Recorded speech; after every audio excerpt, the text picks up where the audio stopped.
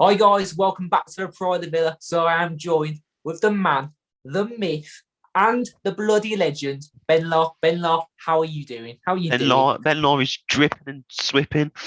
No, I am. What? It's good to be here. Considering Yeah. after Monday. But obviously this is a Nathan themed video. So Nathan, what are we talking about today? So I thought, because obviously I just wanted to say as well, I want to thank everyone for the positivity in the last few days on the channel.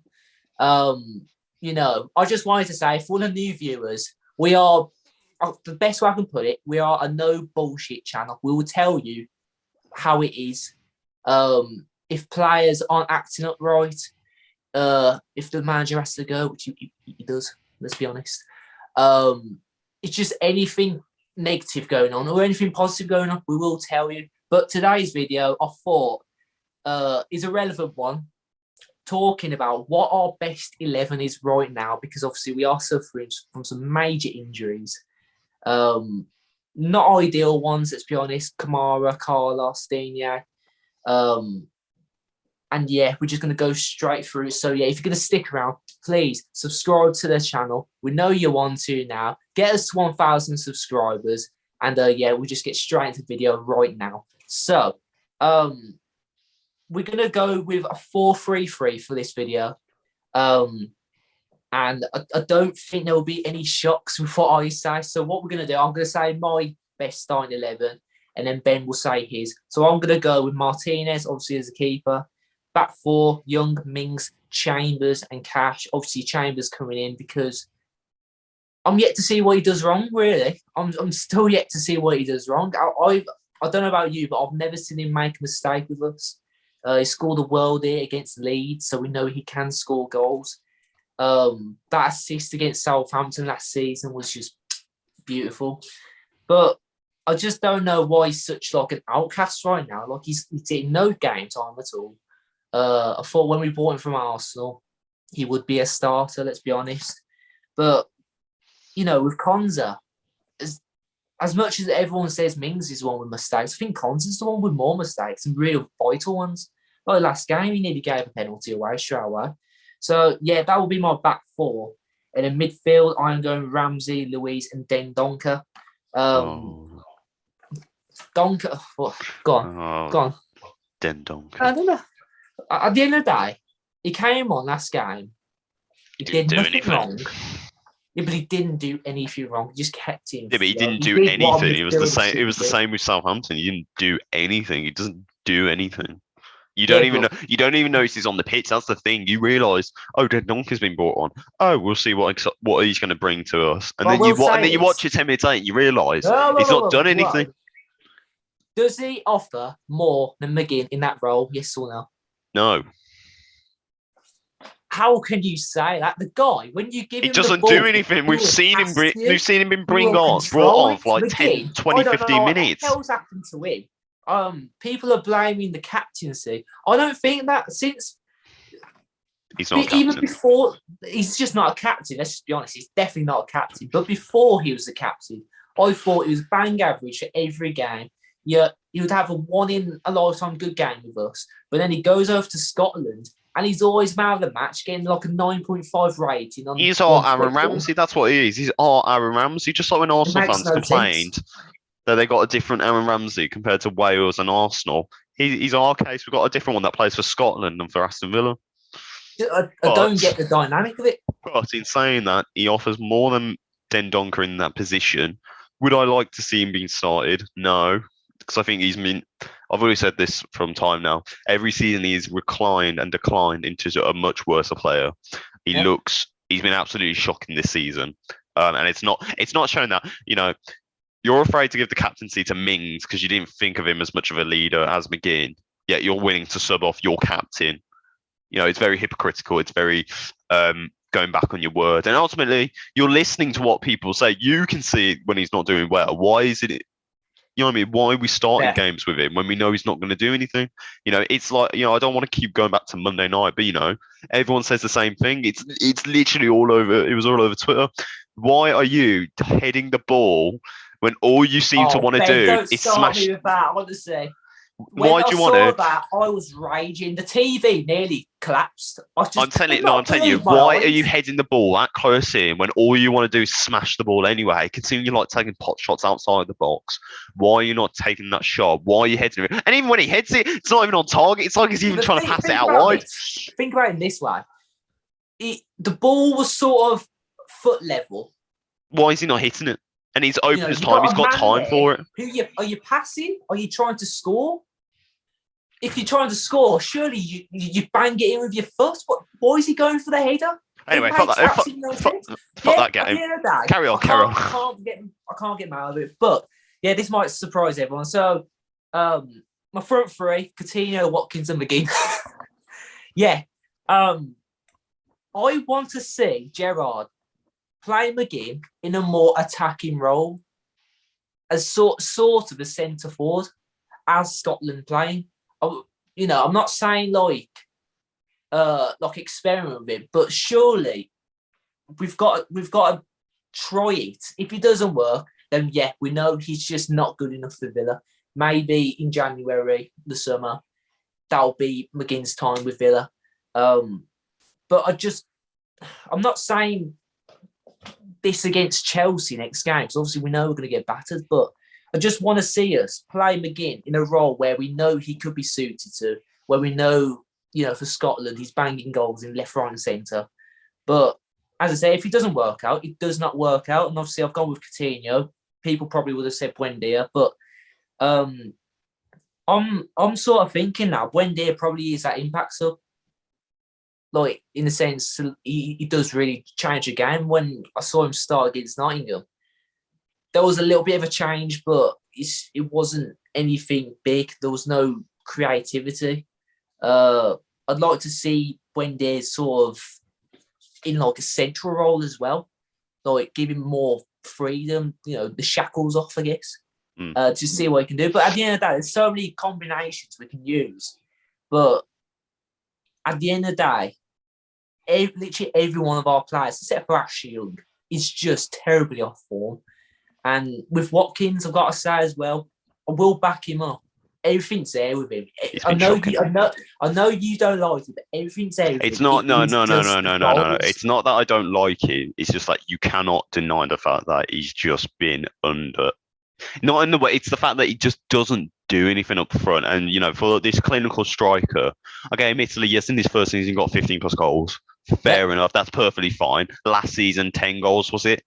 Didn't really have the same impact that he did the season prior. But this year, it's always the same for me with Watkins. Every time you watch him, he just doesn't feel like a player who's going to score. He doesn't feel like that hungry player who scored however many goals for Brentford the season prior. And all he seems to do is just hold up the ball. And that's it. We don't really feel like we have a number 9 up front. And that's why on Monday again, someone like Danny Ings, which the game would have been perfect for him, to bully that new defence, to really drive at them. I just can't agree with it. I just cannot agree with it. He's so slow. When he does have the ball, you're not too sure what he's going to do with it. Who has more goals? Yeah, he probably will. Like in the final third, he probably will put a few more away than Watkins. But with Watkins, you got pace. He's fast. Is he fast though? Because he's not. But he's not. He is. We don't see it. He's not driving past defences. Well, I think he's just. He's just holding up the ball to try and play tiki-taka football. That just brings me to the question: why the hell's Archer not getting any time? Should have got it. Should have got it on Monday. He had it. And he had 5 minutes, and he looked great. He looked amazing straight away. He had something to prove. But if you're going to give him time, don't give him like less than 10 minutes. Give him 30 minutes, because clearly, you can see he's hungry for it. Well, yeah. And, obviously a Villa fan as well. It's so annoying when we know what needs to change, but we've got a manager who's been ranked as the worst manager in the league right now. So that tells you something. And just talk about the Chelsea game next. I do believe we should be making changes like Archer. Archer should. I'm not saying starting, but he surely should be getting more time than 10 minutes. But I don't know. We'll just go. What is your best starting 11?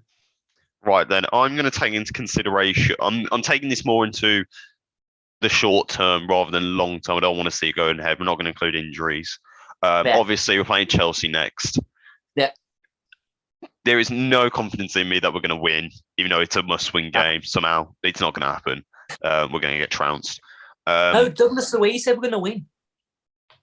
Anyway, we are. So I'm going to go with a 5-2-3. Just because I want to see a bit more going forward. Because in the fullbacks that we do have, plus I think ultimately it's attacking football. I think the best way we're going to have to get at them is counter them.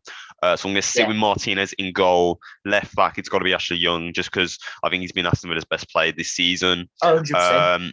And also, we don't have a left back, which is funny. How ironic is it? You sign a 30-plus-year-old, he gets injured, you then sign a left back. The only game he plays after however many games, he gets injured.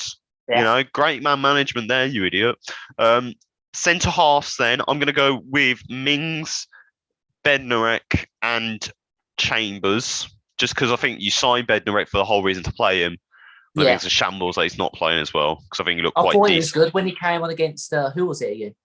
Who was it now? 0-0, wasn't it? Leeds, yeah. It looked quite decent there. Chambers as well, everyone knows it. It's a shame because I don't think he's really put much of a foot wrong. He scored the banger against Leeds. He does a job, and I think for the money we've paid for him and the actual professional that he is, I think he deserves more of a chance considering he's been in this position with Arsenal as well. So I just don't think it's fair on him. And then obviously, now right back's a little bit hard because whilst I didn't think Cash put a foot wrong on Monday, I think he's also a little bit wary to have played him for the full 90 considering he's just come back from an injury. Yeah. But then again, we don't have anyone else. Although Kane Kersahel has deleted all his Huddersfield tweets and stuff, so there could be something in that. Yep, could be something in that. Or he was injured. No, I don't know. But I'm going to sit with Cash then, just because I want to see them two going forward. And as we've seen by Ashley Young, driving at those centre halves, driving at those fullbacks as well, the likes of Reece James and Ben Chilwell. We're going to have to play him on the counter because we're not really going to get past him trying to play any good bit of football. In midfield, then I'm going to go with Douglas Luiz and Jacob Ramsey, just because naturally the two of them going forward when Luiz as well plays more up more of the pitch. He's more of a better midfielder. He's scored a hell of a lot more goals when he is actually doing that role. And then they're also the same with Jacob Ramsey, someone that has thrived in the Gerrard. He's going to benefit from going forward. And then the front three, then I'm going to stick with Coutinho, just because we don't really have somebody out wide on that left-hand side who can really do the job, Who've got wingers wise? We've got Bailey, but he's injured. Buendia doesn't really seem to play. On the right, then I'm going to go with Buendia because we don't have any other options. And a striker will be Danny Ings, of course. I don't see, I know you like Watkins. I like Watkins, but he's not scoring at the moment. We need goals. Get that crap off. We need goals. And I think with Danny Ings as well, you give him 50, 60 minutes. If he's not doing it, then you bring on Archer. More than likely, Chelsea are going to end up bringing on Chuck Wemaker and a bunch of their youngsters. He's going to get a bit of abuse, let's be honest. It gets. But ultimately, you give Archer a chance for half an hour. You either sent him out on loan or you're giving him a chance this season. You gave him 10 minutes on Monday. He's shown what he can possibly do. But it's the fact that you give him 60 minutes, he gets the 30 minutes then to try and see out something or try and get some confidence, try and get some buyers at least for January. And like it matters because we're going to lose anyway.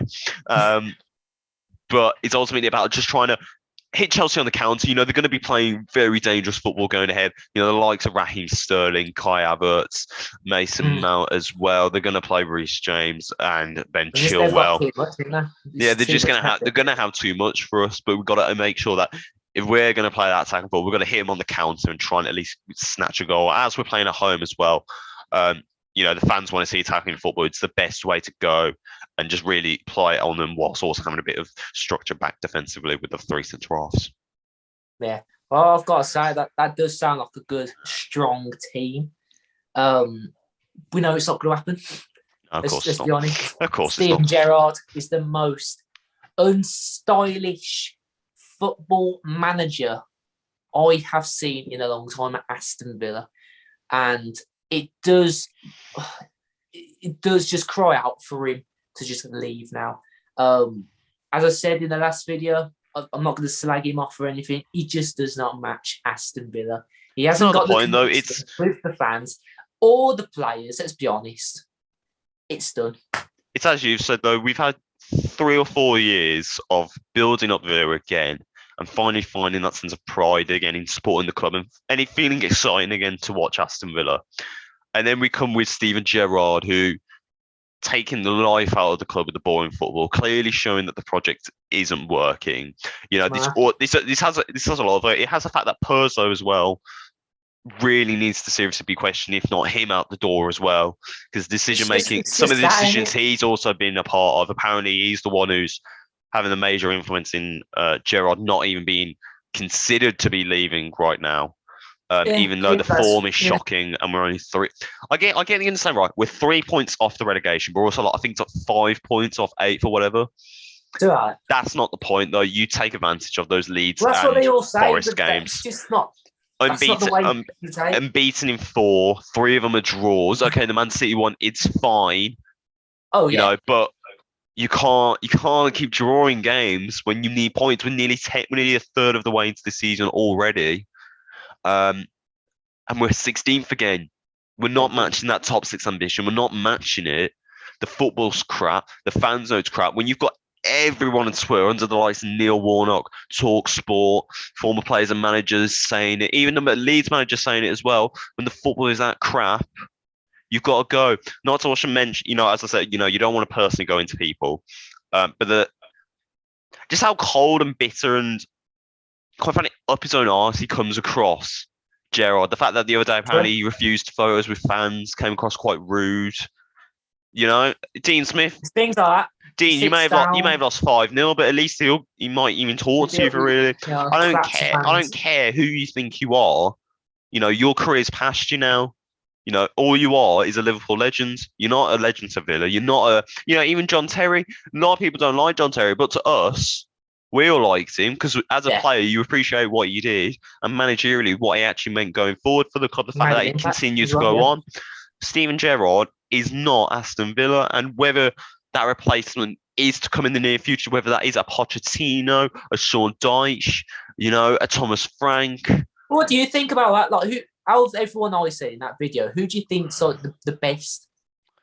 I think, I know it's a gamble to go for Pochettino. Considering apparently he wants Champions League football. Yeah.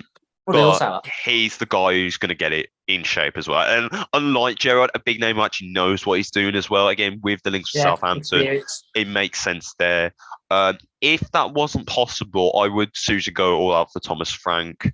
Again, only reading from what we know from reports. That would make sense, though, wouldn't it? Only reading from what we know from reports that he might actually be very interested in joining anyway. A manager who's able to achieve that level of football with such a low budget and the Moneyball tactic. Imagine what he could do with a bit like Graham Potter. Obviously, it's only early days and he's in his hay moon right now, so there probably will be like a cool down. But 4 games so far for Graham Potter and 9 goals, I think it is. The fact that he's his first ever Champions League games, he's winning it against AC Milan. Not easy. Not easy, La Liga winners, and the fact that they're coming now back into it. What the hell are we going to see on Sunday? I think, I've already said this already, Gerrard has to go from a long time ago. I thought Monday really should have been the stamp of approval that he has to go.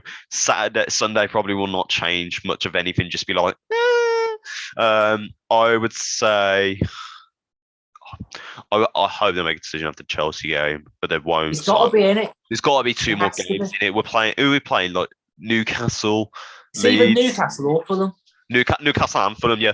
Newcastle and Fulham next. It's not going to get much easier.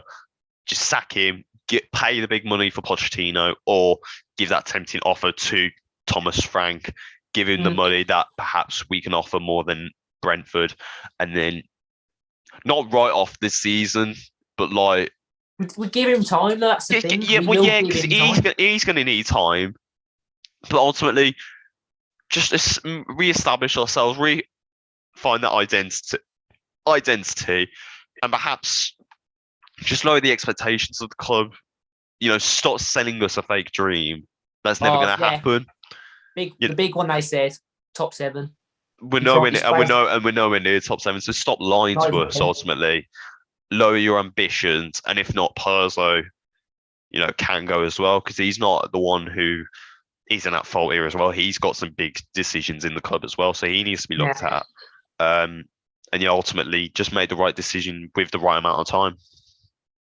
Well, I think you say it's spot on there. I mean, at the end of that, a lot of people will probably say as well, coming up against Chelsea, we all know we're going to lose, so Gerald will probably have his job after that. I don't want that to be the case. I do genuinely think this is his last game. And then if we do bring in the manager, the World Cup, let's be honest, there's going to be a lot of players who won't be in any international squad. Well, yeah, exactly. Though that So we've idea got of so much time, haven't we? yeah, that idea of players Yeah. get there will be some that will go to the World Cup, but that idea you get a Hopefully, manager in there, they get like what a month or two to yeah, work with players, so they can start to establish that style of play, those key patterns, the that's how I'm seeing philosophy. it. You know, that's probably what they are trying to go for. They're trying to keep it going till the World Hopefully, Cup, and then say, you know what, he's got a month or two. Nothing's really probably going to change. We're not form-wise; it's relegation form. Um, we need change, and hopefully, I'll say hopefully, a decision does get made. yeah. And all I can say, Michael Beale, you've done Gerard in. You have done Gerard in. But yeah, that is going to be the end of the video, guys. Thanks for watching. Yeah, it was only meant to be talking about the best starting 11, but at the end of the day, this is just how Villa fans are thinking right now. It's how we're feeling. And we were going to go to this Chelsea game, but at the end of the day, they're asking for £40+. I'm not paying that. Ben's not paying that to watch dull football, which we know we are most likely going to lose. But we might consider going to the Brentford game. So yeah, thanks for watching. I've been Nathan. He's been Ben Lar. Up the Villa with a pride of Villa. We'll see you in the next video.